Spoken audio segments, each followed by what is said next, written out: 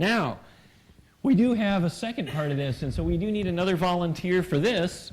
We do need someone with fairly long arms. So we do need someone kind of like arms more like mine, or maybe a little bit shorter. So how about that gentleman, third to the back row with his hand up, black shirt. Okay, there. It looks like we got some long arms there.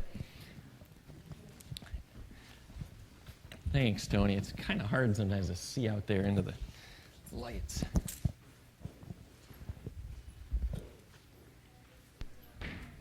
Yes, and what would your name be? I'm Riley. Riley. Riley. All right. Give him the mic. It could be open mic. But so what we're going to have you do is the same thing. So hopefully you don't mind spinning either, but you kind of had an idea what was coming. So. And keep your feet on there as best you can. Now what we're going to do in your case, and I'll try and stop you spinning here, but you're going to reach out and hold on to this with your two hands. And this is why you need the long arms, because if they aren't long enough, then it scrape on your shirt. But so I'm going to get this thing spinning up.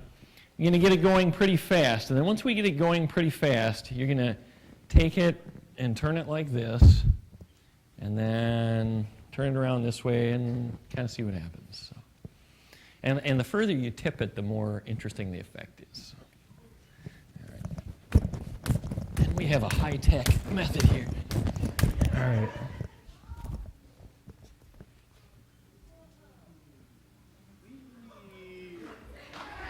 All right.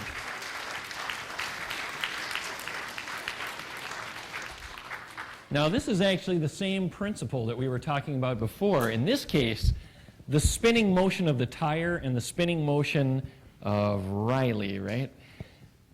When they're combined, it tries to keep things kind of the same. So if he's spinning the tire one way, he rotates the other way. But then if he flips this over, the tire is now spinning the other way, and then it makes him rotate opposite. Now, this same thing is very useful for things like satellites. Let's say you have a satellite and you want to change it. You want to rotate it a little bit this direction. If you try and do that with little rockets, it's very, very difficult to do. So what NASA does, or people who have communication satellites and so on, if they want to change the orientation, they have gyroscopes in the satellite, just like this. And so they send a command up there, and then they can flip this gyroscope over. The thing will slowly start to rotate, and then when it's gone as far as they want, they can flip it back.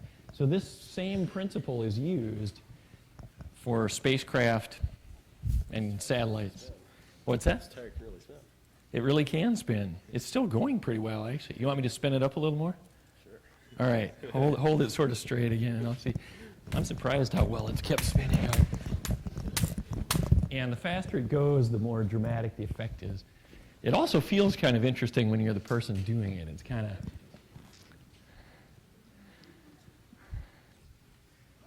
Yeah, question.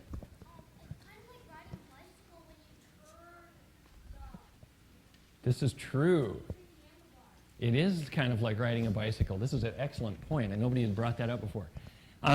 When you turn the handlebars, you feel some of this effect. Now, I don't know if we have any motorcycle riders in here, but there's a thing with motorcycles where this effect is even more important, where actually if you want to turn left and you're going fast, you actually can twist the handlebars right.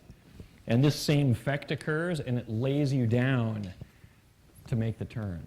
It's kind of interesting. It's the same sort of principle, that motorcycle tire spinning, and when you turn it, you get an effect like this. So, all right. Thank you very much. I think you would set the record for, you could probably just set it down and stuff. World's longest bike. Yes, you did the most time. Thank you.